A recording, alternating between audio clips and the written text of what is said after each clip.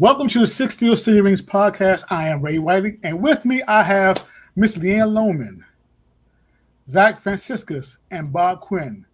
Guys, how you all doing today? Good. Admiring that fancy new intro. It looks awesome. Yes. I like that. Our pictures are actually all in focus, sort of now. Looks really good. Your daughter did that, right, Bob? Yes, my daughter Madison did her that. A shout out. Hey, everybody, let's do this at the same time. You ready? 1, 2, 3. Let's go. Good job, Oh, guys, there's a lot been going on in training camp today. So a little news and notes and everything, but again, it's pretty interesting. So we're going to start things off right now about Russell Wilson and Justin Fields right now. I got to put my glasses on. I'm getting old. Leanne, ladies first. Yeah, I mean, I think that, it's interesting that Wilson's been sitting out. The report is that he has a strained calf muscle. So I was telling you all before this that, is it possible that this was, the team just coming up with something to kind of give Fields a little bit of a break, feeling like Wilson didn't need as much work at the initial part of camp? Who knows? He's been in there some. It has been interesting to see the somewhat conflicting reports that have been coming out about Fields and his gameplay during this opening 2 weeks of camp. There's been some of this like, oh, we see what we always saw in Chicago, which is some inconsistencies. But then there's also been, some other reports talking about, how well he does, especially when he gets down into the red zone, that he can be a little bit dangerous. So I think we definitely, from my perception, saw some of what we saw in Chicago, which is that he has the ability to be very dangerous. He's obviously only been working out, in training camp for less than 2 weeks. So he's not there yet, but it looks to me like there's a lot of potential where he could get there. And I feel more encouraged watching him, what I've seen the past 2 weeks than I did beforehand. Well, we didn't want to get to this point because I like talking about it in theory, like, oh, well, Russell Wilson's our starter, but I'm not comfortable with this. It seems like we're racking up the negative marks on our preseason when we don't need them. Like we had the Najee thing, then the Cam thing, and we're like, okay, well, those are outliers.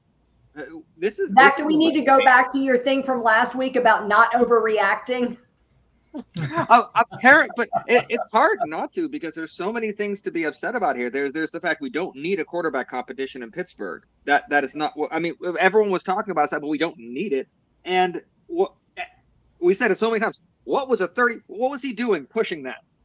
What did you have to see from him that you needed him to push that? Like, I understand it's a new strength and conditioning thing. Everyone's saying that's not an excuse. It was badly managed, and it's opening a can of worms that we don't need. So I don't see. Justin Fields, Baku, who does most of our videos, says that he hasn't seen this kind of ball placement from a quarterback at a Steelers camp in, he said, almost a decade. Wow. Yeah, he's talking about Justin Fields, not Russell Wilson, when he talks about that. So it's not like Justin Fields is just coming out, going through the motions. Justin Fields is taking advantage of this. So as he should. I'm not happy. Just not happy about it. Yeah, I don't know whose idea it was to add pushing a blocking sled. I could see maybe you have your linemen do it, maybe your receivers, although I wouldn't want to see my receivers doing that during the first day physical fitness test. I mean, it used to be they would do the run, they do the push-ups, they do the sit-ups, and, kind of like your presidential physical fitness test, only, for pro athletes, you had to meet a higher standard. It doesn't make sense to me. And I would say let's blame it on Matt Canada assistant, but unfortunately this is a new guy. So I don't understand why they did what they did. Kind of to advance the conspiracy theory, I don't think he's not hurt. I do genuinely believe he strained his calf. However, I think the Steelers seized upon it. Maybe the extent of the injury is not as bad as we all think, but I think the Steelers seized on it and said, okay, let's put Fields out there and see what he can do. And then when it got to pads, he looked good enough in shorts that they were like, you know what? This might work. This might work. So I know Mark Kaboly was on the Joe Starky show a couple of days ago, And he was talking about down by the red zone that at this point, he still thinks Russell Wilson will be the starter. But he was like, they have got to put packages in the red zone for Justin Fields. He is so 100%. good down by the goal line, and his mobility is a real problem. He's rushed for multiple touchdowns. He had a very nice run on 11-on-11 a couple of days ago. I mean, and we know that about him. I mean, I think it's only 2 quarterbacks in NFL history besides him have rushed for 1,000 yards in a season. His legs are not the problem, but his accuracy, like Zach was saying, Baku said, hey, I hope I'm saying that right, that, hey, he looks as accurate as anybody he's ever seen. Look, if Justin Fields has solved his accuracy problems that he had in Chicago or even improved, and he improved every year as a passer, if he's taken another step forward, look, I kind of swayed over to the Russell Wilson side because of all the outreach he did in the community and everything he's done the last, few months. But, I mean, let's be honest. Would I rather have the 24-year-old? Yeah, I'd rather have the 24-year-old and figure out a long-term solution. You don't want this to be put to Steeler fans. That you don't want this option, because we saw last year what happened when they smelled the possibility that Kenny Pickett was going to come onto the field. Yeah. This isn't Kenny Pickett. This is a legitimate should have been a first-round pick guy. It's not Kenny Pickett we're talking about. So this is like he comes in. First time you said it, Bob, I didn't think it was legitimate, but that releasing Russell Wilson thing is sticking in the back of my head, and I'm not liking it. Guys, when it comes to the sled, it is standard for quarterbacks to hit the blocking sled. No, it's not. Just go back. It is. When I was in high school, our quarterback hit the sled. Ray, high school football, a quarterback hitting the sled, the quarterback could be playing safety. Yeah. Quarterbacks do not hit the sled. The purpose of that is just to absorb hits when they take the hit. That's all it is. I mean, now do I condone it? No, I don't. It does put a risk. As we see right now, the risk is he has a calf injury. Now, with that being said, okay, so you put Russell Wilson on the shelf right now, in training camp. Let Justin Fields get the reps, then get all of the experience, because we know that Russell Wilson has more experience, far more experience than Justin Fields. So, yes, I did predict and I did say that Russell Wilson will be the week 1 starter. And again, I think Russell Wilson will pick up on the system real quick. Not a problem. Mm-hmm. If he messes up or if they're de facto to injury, then Justin Fields will be ready to go. That's my only conspiracy theory right there. So I'm not too stressed about it. Yeah, Ray, I just did a search. No other NFL team has their quarterbacks hit a blocking sled. You cannot compare high school football. And not now, Bob. Not now, but the thing is, Bob, it is 2024. It's that's right. That's on. Yeah, it's 2024, right? But you can't talk about 50 years ago high school football. The guy hit a blocking sled and then wonder. I mean, your guy, Mark Madden, who you like, had a big article on the Trib a few days ago saying how it's ridiculous that Russell Wilson was hitting a blocking sled. It feels like something they made up to say, and then now they're going like, oh, why did we say he hit the blocking sled? Why was that the excuse? Damn, that was the wrong thing. Yeah. I wanted to bring up that Paul Zeiss was on the Pittsburgh Post-Gazette show this morning with Adam Bittner, and he was asking him about, Russell Wilson and Fields, and Zeiss said something that I thought was interesting, and I wanted to throw it to you guys. He said that he believes Wilson will be the starter. Do you know what I mean? But he thinks we're going to see a lot of Fields. And his reason for why he thinks we'll see a lot of Fields is he questions Wilson's dedication to the game of football.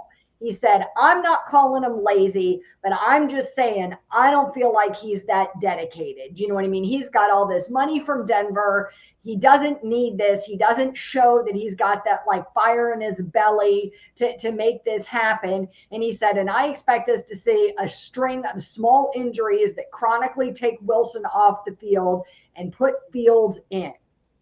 So he said, Paul Zeiss is trying to make trouble there. But you know what they say about you use the word but.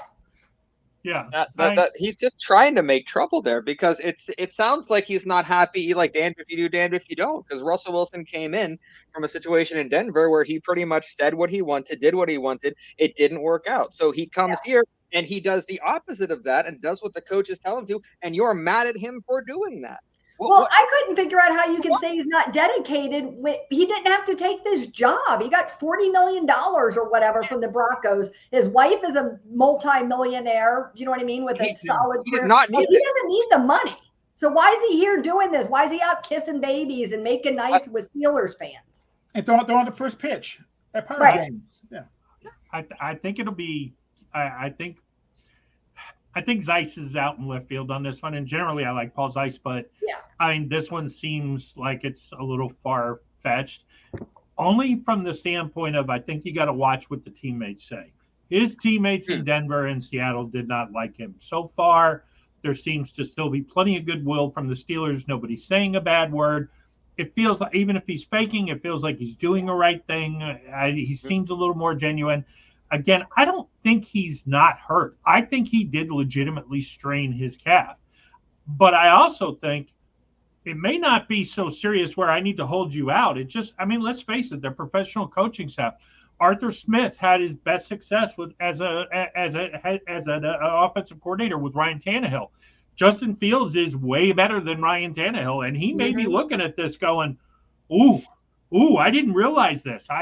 And he may be thinking, Russell, and this whole Russell Wilson thing about, he's the veteran.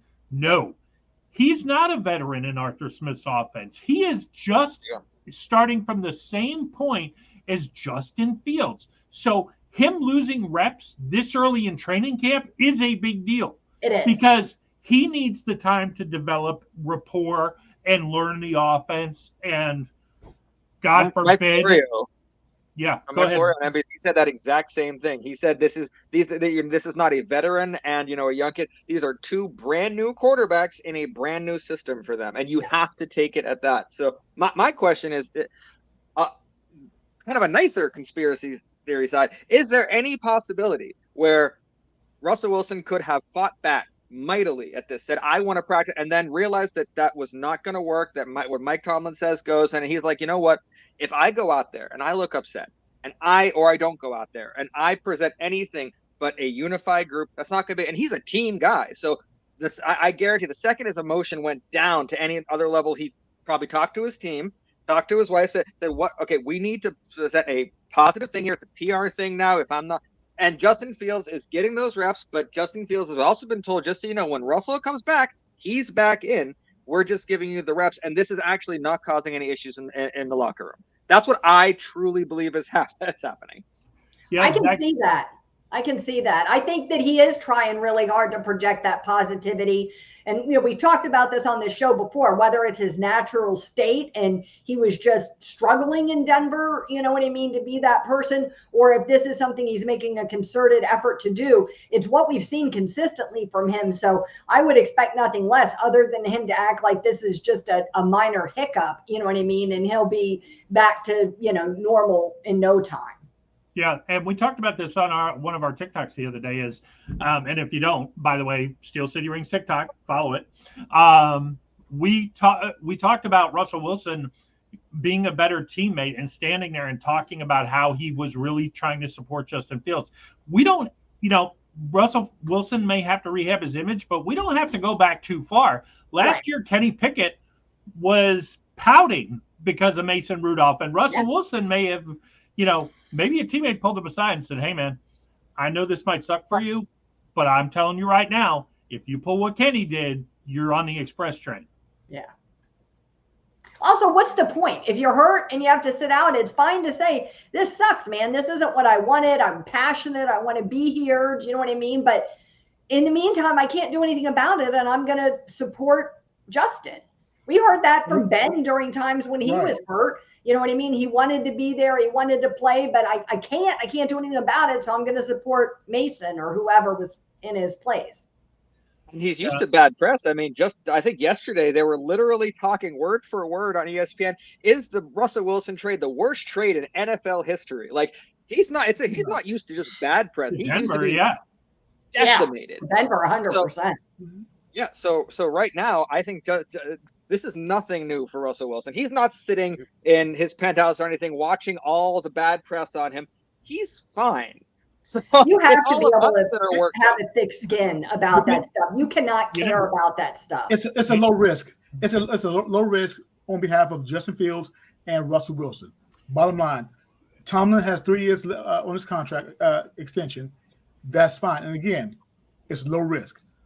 If it doesn't work out, you go draft a quarterback next year. Yeah, you go draft a quarterback next year and get Kenny Pickett 2.0 because you're going to go 9-8. You're going to be picking 20th, and you're going to get a middle of the road guy. It's not, it's not a real solution. I mean, the Steelers.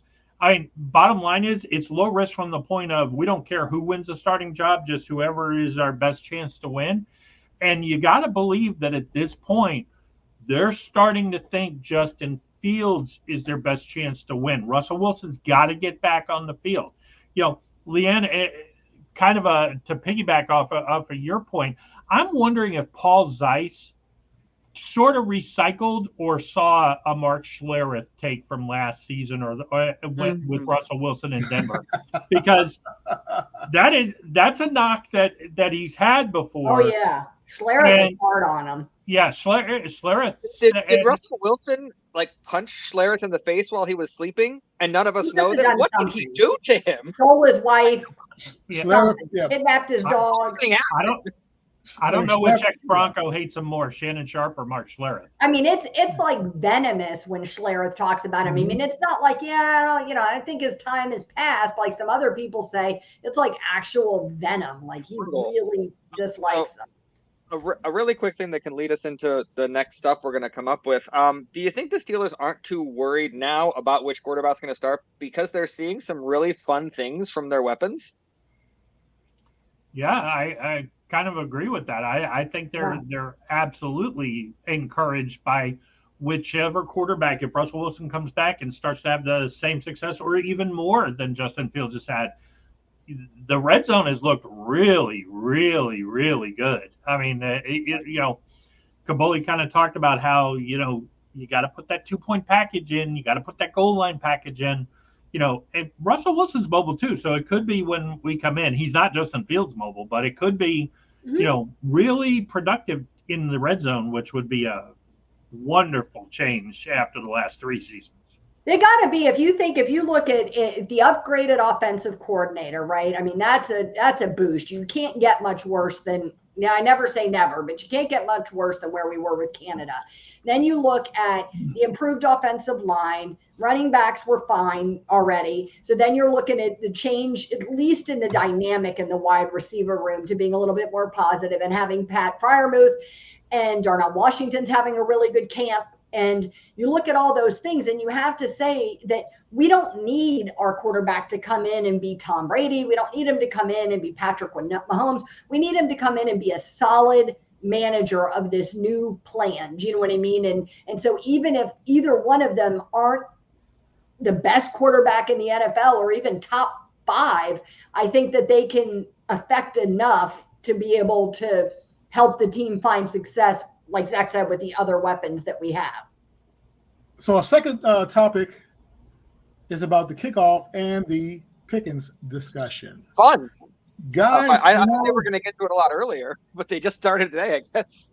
Yeah. I glanced to that because I was tired of doing something else. I glanced at it, and again, I can't share my thoughts too much on it, but other than George Pickens doing kickoff, I was going to say, before we talk about Pickens, let's talk about this kickoff rule, because according to Kaboly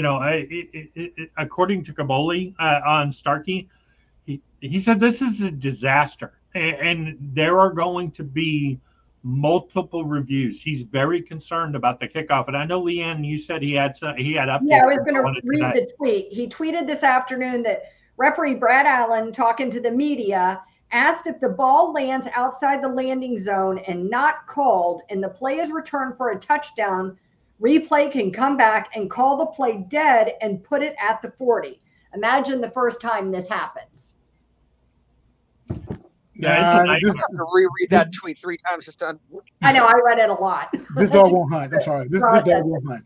This dog won't hunt. I Right, understand. that's the officials saying they're going to do it. Right. Yeah, I mean, it ain't gonna last long. This And seems like the thing is, it's just Bob. I mean, I understand they want to promote safety on kickoffs. I get it, but you're so used. I mean, we're so used to the old format and everything. It's just why change it now? But again, we got to see. Ray, stop living in the past. The NFL is the kings of jamming square pegs and round holes as many times as they can, regardless of whether it works or not. They do not care. So they're not going to look at this and go, oh, this isn't working. We're going to go back to the old way. They're going to keep jamming the peg in the hole until the teams get where they want them to get, and then they'll change it again. Yeah. And Mike Tomlin. Go ahead, Zach.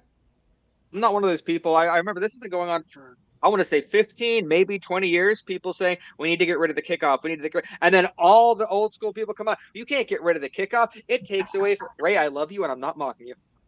It takes away from the game. You're going to remove it. We need the kickoff. The kickoff is the Pro Bowl. We don't need it. Start at the 20. Find some fun way to start at the 20. I don't care. Make it based off your record. I honestly don't care. But guys are getting hurt. We have people paralyzed for life because of a kickoff. It's a kickoff. I mean, other than a couple returners through the years, excitement is not a kickoff. It's large men running at each other to hurt the other person. At a high speed. As far as safety, this is the NFL trying to resuscitate the kickoff. It's unnecessary. Safety is paramount, and if you truly believe that, we should have no kickoff. Okay. I don't think the NFL cares that much about safety. So I think this is the way to say they do. Yeah. Here's a question for you three. Okay, so you want to do it with kickoff? Fine.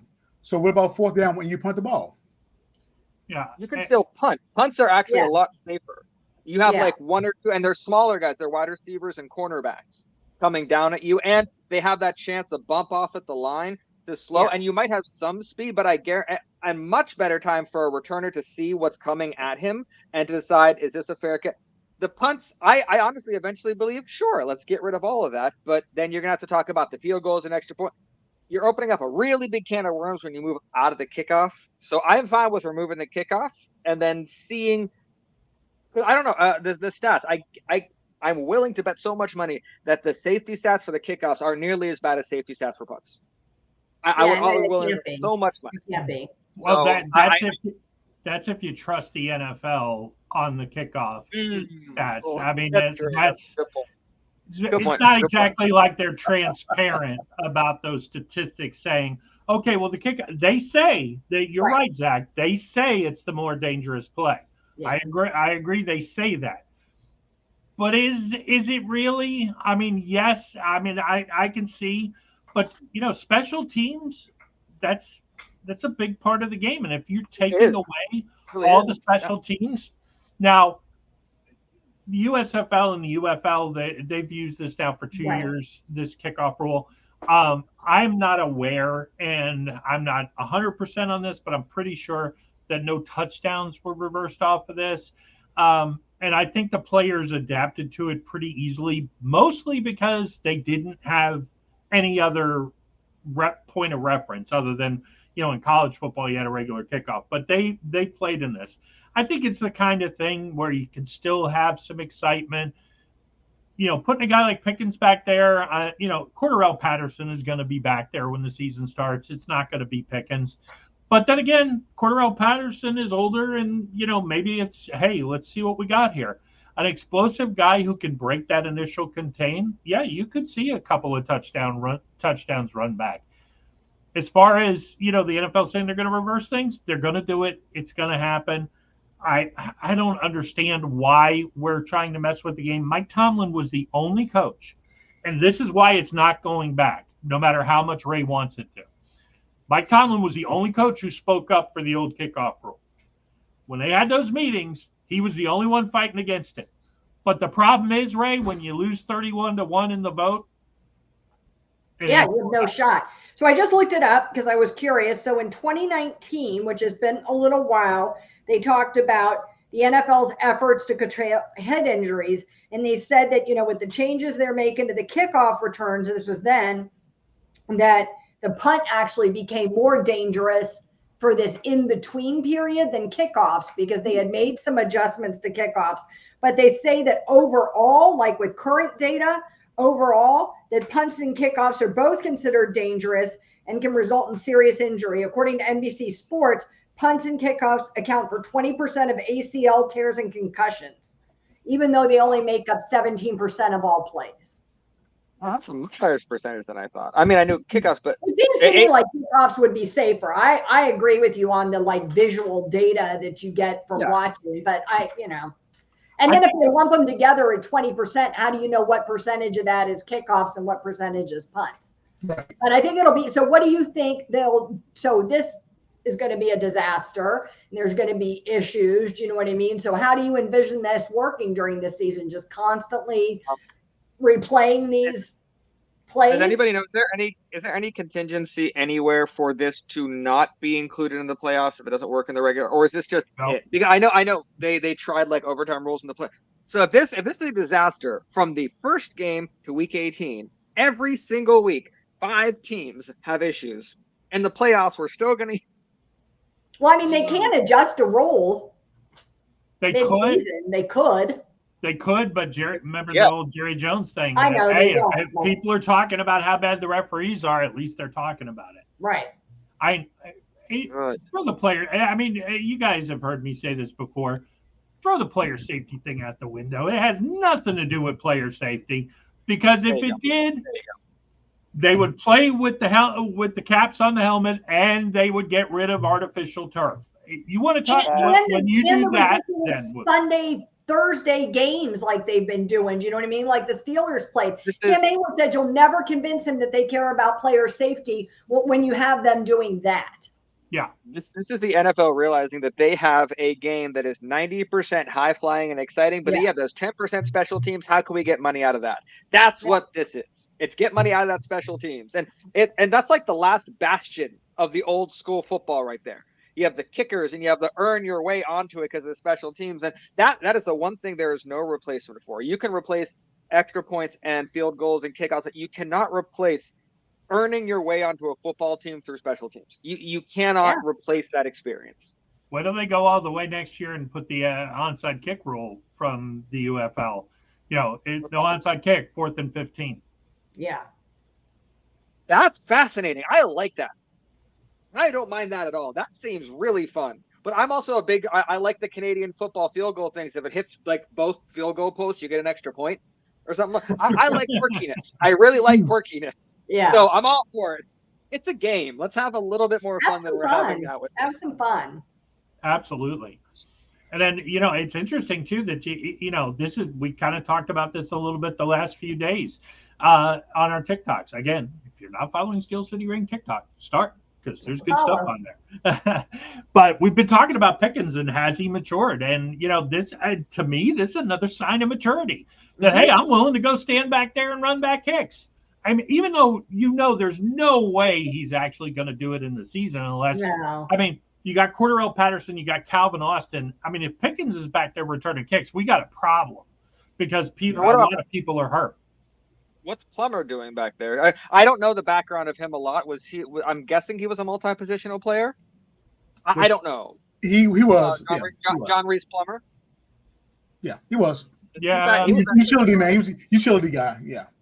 Oh, I just wasn't sure if that was. It's not Justin Fields returning kicks, but it's still I saw a couple raised eyebrows on Twitter over Plummer being back there returning stuff.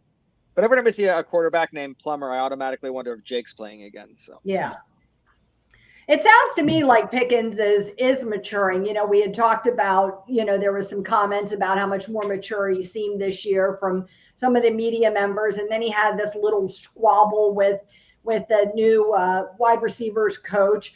But it sounds like that to me, sports, that's like a very natural and normal thing for a player to bark back at a coach. Like, I don't see that as unusual at all. So to me, the fact that he was able to recover from that and to go back in and have a good attitude, he's given a lot of credit to Arthur Smith about how excited he is, how he feels so positive about the direction the offense is going in, clearly a lot of praise for him. And Justin Fields giving George Pickens a lot of praise, that he's been a fan of his for a long time, and he's really happy to see how he's growing in the game. And so, yeah, I mean, I think all good things for Pickens. But my bigger concern is nobody is standing out as wide receiver 2 at this point. By now, you'd be expecting somebody to kind of bubble to the surface, I would think. And we aren't seeing that. And another good point that got brought up today by Paul Zeiss was that, if we're counting on Pat Freiermuth as our wide receiver 2, well, he's injured a lot. So then what happens? Do you know what I mean? So I think that's a valid point. He's still really adamant that we need to bring somebody else on board. I'm curious, the injury thing for Freiermuth. I know last year, I remember that, but I don't. Has he been hampered by injuries throughout, or was it just last year mainly? No, he's had a couple of 3 or 4 concussions. Yeah. Just I don't know why that. I can't remember what else, but I know I looked it up. Because it's not a talent thing. Freiermuth's got all the talent in the world. He can catch. It's not that. It's definitely concern over injuries, and also the ability to be able to get him open or get Pickens open. So he's got an 88, according to Draft Sharks, he's got an 88.3% chance of injury in 2024. That seems high to me. Wow, that's a chance of injury per game, 11.9%. Projected missed games in 2024, 3.1. He's had 7 injury incidences between November 2021 with his first concussion and October 23. He's had 3 concussions. Yeah. Gracious. I mean, if he was a quarterback, they would be talking about him like Tua, and they were nasty concussions too. I mean, he has taken some serious licks. I know he went to that big helmet at his rookie year, because kind of like Kenny, when he started showing he had the concussions, went to a similar helmet. The thing about Pat is he's a really good receiver, not a great blocker. So from a Steelers tight end perspective, I mean, you almost, and we've been talking about this, you almost see Pat Freiermuth as the wide receiver too, because he's going to be the guy who splits out sometimes. And we're going to talk about Darnell Washington a little bit later. I mean, Washington is a phenomenal blocker, and he's showing some ability to catch the ball. He's not going to replace Freiermuth this season, but he's definitely. I want them to use it. To me, the Steelers have what I call a Madden problem. When I play Madden and I get to the within the 10, I know exactly what I'm going to do. It's very simple. I have a big running back. I have a big tight end. I am throwing the ball up to him, or I'm running it with it. That's easy. The Steelers have gotten away from that. This season, it seems like we're getting back to that. We got Darnell Washington near there. We're using Justin Fields a bit. It's like we're aware that we're near the end zone when we get near it. Whereas all the other times it was like, I didn't like the empty sets. I really didn't like the empty sets. I want us to give the ball to the big guy and run it. Seems simple. Speaking of Freiermuth and his blocking ability, he did get credit yesterday from Kaboly for doing a better job.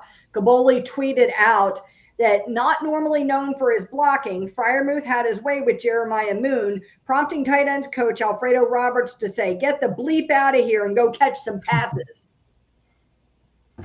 So he was out there, on some of those plays, on 7 shots, blocking better than normal.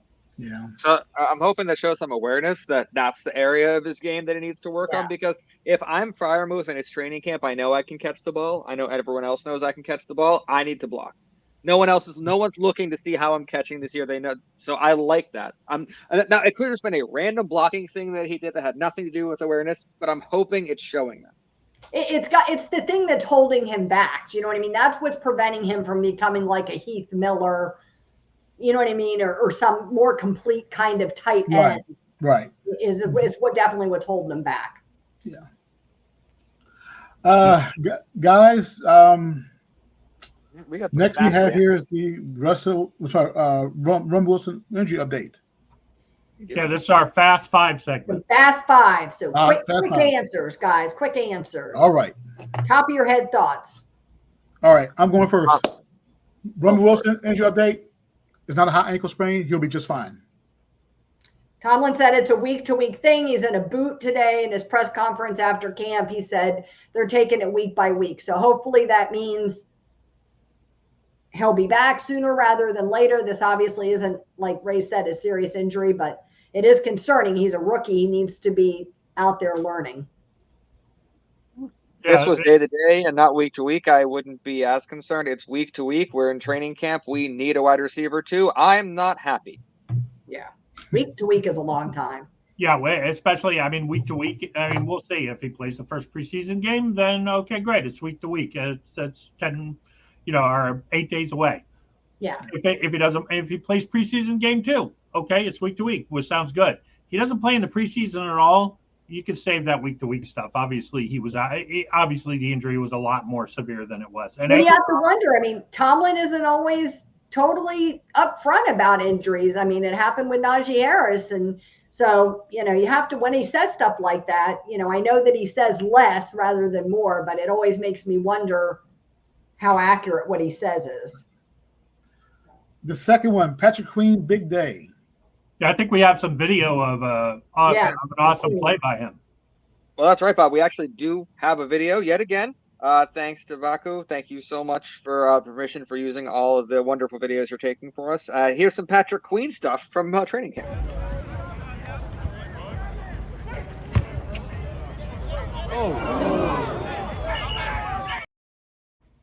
Oh, the Nice. the closing speed. You love to see the guy you paid the biggest free agent contract to in franchise history blowing up plays in the backfield and taking down Jalen Warren on a screen pass. That's no easy feat. Yeah. Right. We get hurt a lot over the last couple of years on screen passes, and so having a guy that can make up for, and I every time I hear something about Patrick Queen, I love it. He is so excited to be here, like just so excited to be here. You'll never convince me that that's not a factor. Like his excitement over being wanted, over being needed here. Do you know what I mean? After feeling like he got crapped on by Baltimore, I think is having a huge influence on him. And I love that. I love how enthusiastic he is. To me, Patrick Queen, he is the new Debo. He is taking James Harrison's role as He's a middle linebacker. He's a different position. No, I think he means something emotional. Oh, like the attitude? Yeah. Like the guy is going to get that. Because TJ's quieter, but is Patrick Queen vocal? I don't. I'm just learning about the guy. So if he's vocal, I love it. I don't know that many people are as vocal as James Harrison was. Yeah. But did anybody see? Was it Harrison was at camp working with Herbig?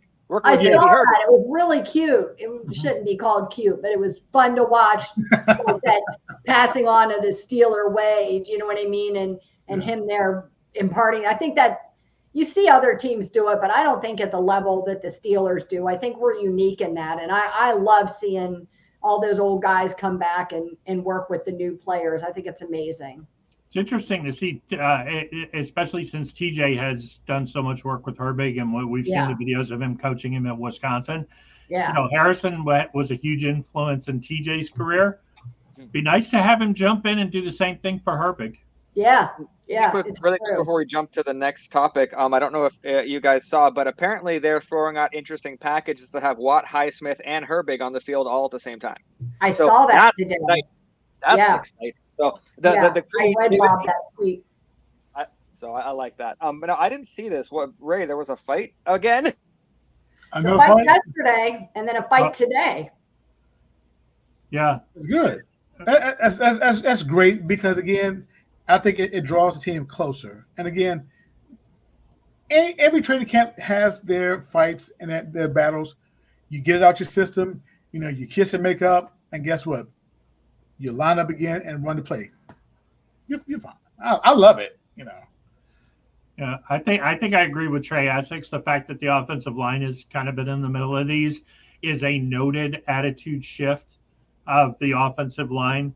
I love that Mason McCormick was the one who started it yesterday because somebody hit Justin Fields late. That kind of lets me know that at least from a physical perspective, he does not feel that the level is too much for him. If you're willing to go take a swing at a defensive player for hitting your quarterback late, you're probably not too concerned about matching up physically in the NFL.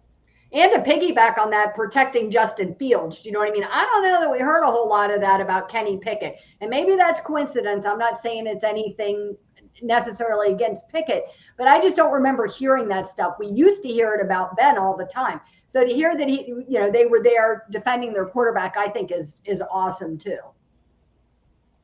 I like that I heard right from the horse's mouth that Landon Roberts was the one that hit Justin Fields early. And even he said, he's like, that's exactly what's supposed to happen. I hit him when I wasn't supposed to. They're supposed to come over. I don't often hear that kind of direct transparency from them saying, no, I caused it, but this is what's supposed to happen. You guys are fine. So this is the healthy kind of competition Mike Tomlin likes. So as long as we have these kind of fights, then I'm fine. I'm not like, Houston Texans, Titans kind of fights, then I am fine with this. Of course. Yeah, they asked Corey Trice about it today after practice or during camp or something. I saw a video of him, and they asked, was it kind of like by design, that these things pop up?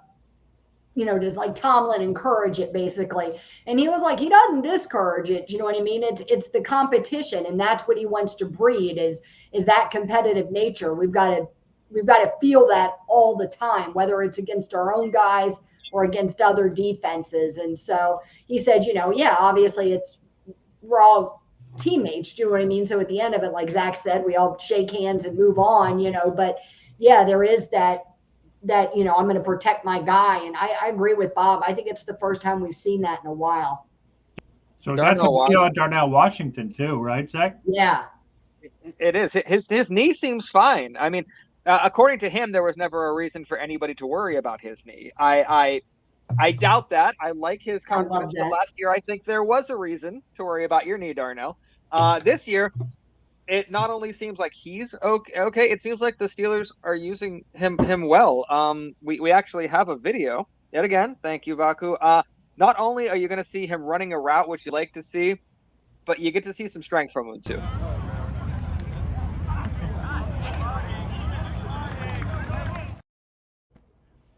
That's within the 5 yards of where you can hit a receiver, and woe be unto the linebacker or safety who thinks they're going to jam Darnell Washington. I mean, if you watch closely, the guy doesn't just get knocked down by putting his hand on him. He tumbles for a flip. And all the word out of Darnell Washington, Mark Kaboly again talked about this on the Joe Starky show. He's beyond dominating as a blocker. And he said he's going to be a huge impact on the Steelers offense. Not so much for catching the ball, but they said as much as he helped last year in the run game, it's going to be even better this year. People have not even come close to challenging him in backs on backers. I mean, he's giant. He's an extra tackle. And we can see now he's got some moves. He catches 20, 25 passes over the middle. Not to mention the fact he's a giant in the red zone. What a great target for Justin Fields and Russell Wilson. Yeah. Just think about this in the red zone, Bob. Pickens, Pat Freiermuth, Darnell Washington. Those three right there to begin with in the red zone. Pick your poison. Well, maybe Arthur Smith will target those guys because Matt Canada sure didn't. I mean, we've certainly got an offensive coordinator that we are hoping is going to create the kind of creative play calling that utilizes players that got completely neglected last year. Jet sweep. That's an excellent point. Good word, because they were neglected. We had I don't think that this was not a Dre Archer situation where I think it was a mixture of the players' inability and this was a coordinator. And I don't think we find another word for Matt Canada that's not coordinator because he didn't coordinate anything. He had no idea what to do with his football team. So I have worked with people in retail situations like that, and that was dangerous enough, let alone a football team. And Ray keeps whispering jet sweep. You know what a jet sweep got us already this season? Oh, I know. Roman Wilson into walking. Right. I could never see another jet sweep again. Would be fine by me. Yeah, I know. That right there. I hate that play. I hate to play. I loved it when Chase Claypool ran it 4 times and everything and for a touchdown. Fine, but no 3 touchdowns. But the thing is, it's done and over with now. But I was just being funny right there. Yeah. Guys, Corey Trice. Corey. He got out there today for the first time. I saw Mike DeFabo tweeted out that he's been kind of buried on the depth chart so far in camp with the 3rd team. So it was a big deal that he got a bunch of first team reps today. Said he saw some more meaningful reps. They also said that they used him in the play that Zach was talking about as in a dime look with Trice as the hybrid linebacker, with the difference with one defensive lineman on the field along with 3 outside linebackers. So he got some work in there too. So it's exciting to see that he's in there working. It'll be interesting to see how they utilize him with Cam Sutton being suspended. Do you know what I mean? Well, is Sutton ready to take that leap and have our avatar quarterbacks, cornerbacks work out, more this season together?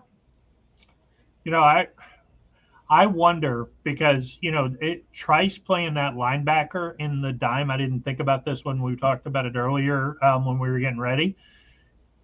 That's the place we've seen Peyton Wilson during the first few days of training camp. So I'm wondering if there's maybe some lingering effects from getting the wind knocked out of him on Jalen Wilson. Not so much physically, but did the coaching staff see that and say, okay, well, maybe we don't need to do that because technically Wilson is faster than Trice, although Trice is huge. I mean, he's 6'3". He's not a slow guy. I mean, but he runs about like Joey Porter speed. He's a little bit slower than Wilson.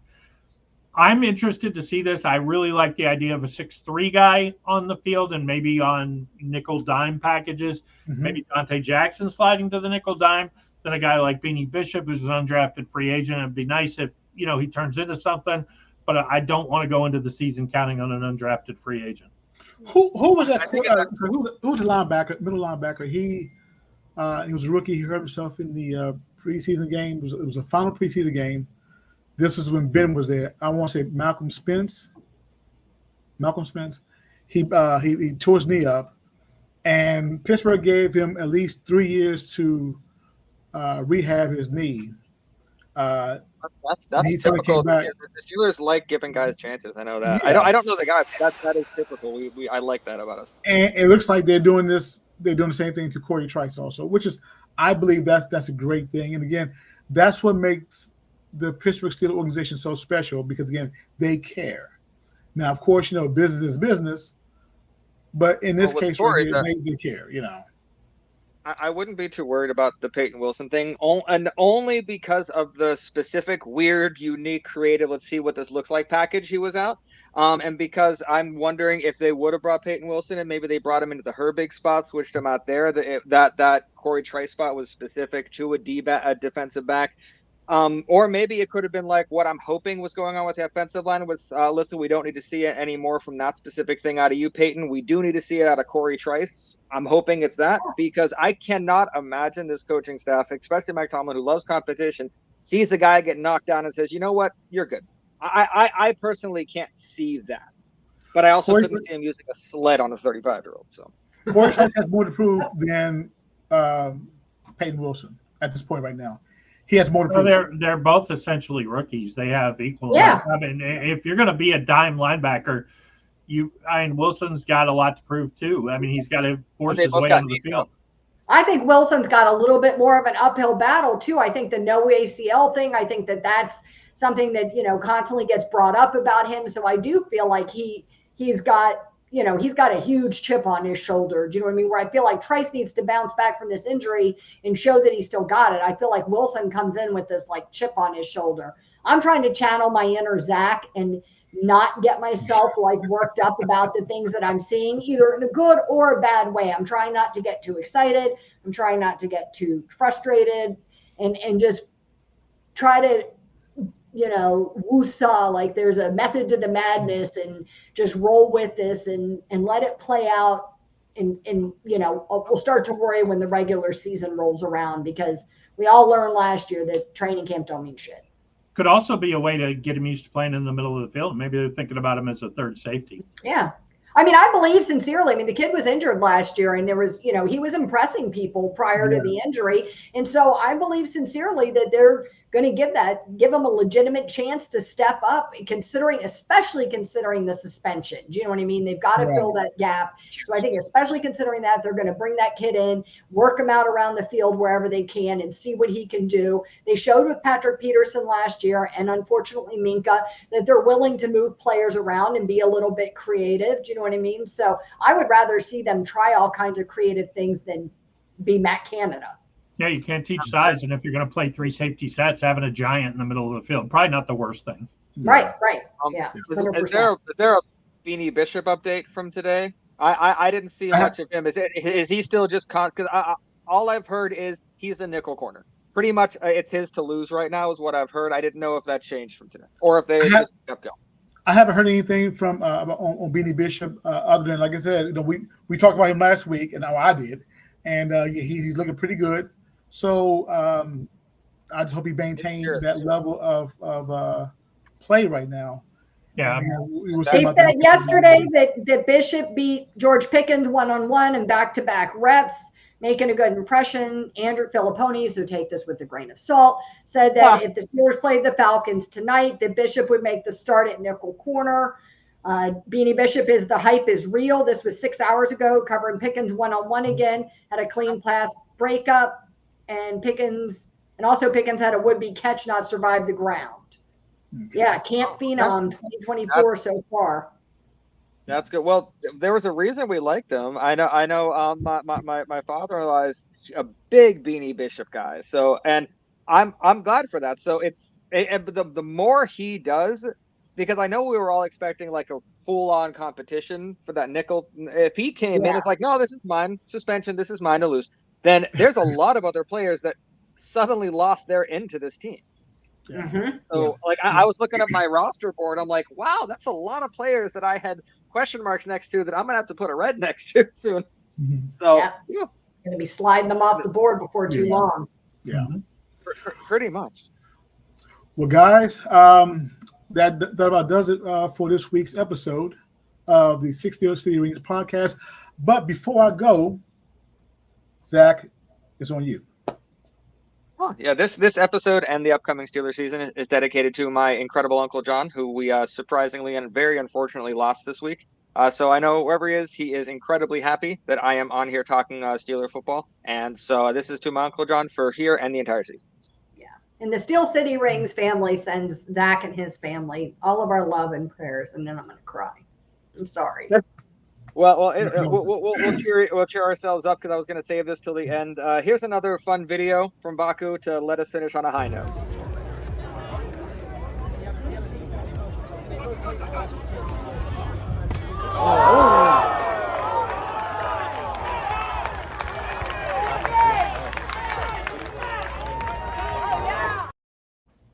There we go. So a nice Pickens touchdown to finish that off. So I know he's happy watching that. So thank you very much. Guys, if you made it this far, we really appreciate it. Please take a minute to like the podcast on YouTube or wherever you're watching. Subscribe to the podcast and share it if possible. Also, as Bob's mentioned a few times, go to our TikTok. We're posting daily videos there. But it really does help us out if you can just give us a like or give us a follow. You can also see our link tree at the top that has all the social media pages for the podcast is up there next to Zach, and you can follow all of us on Twitter and other social media platforms. Our usernames are under our names. We appreciate it.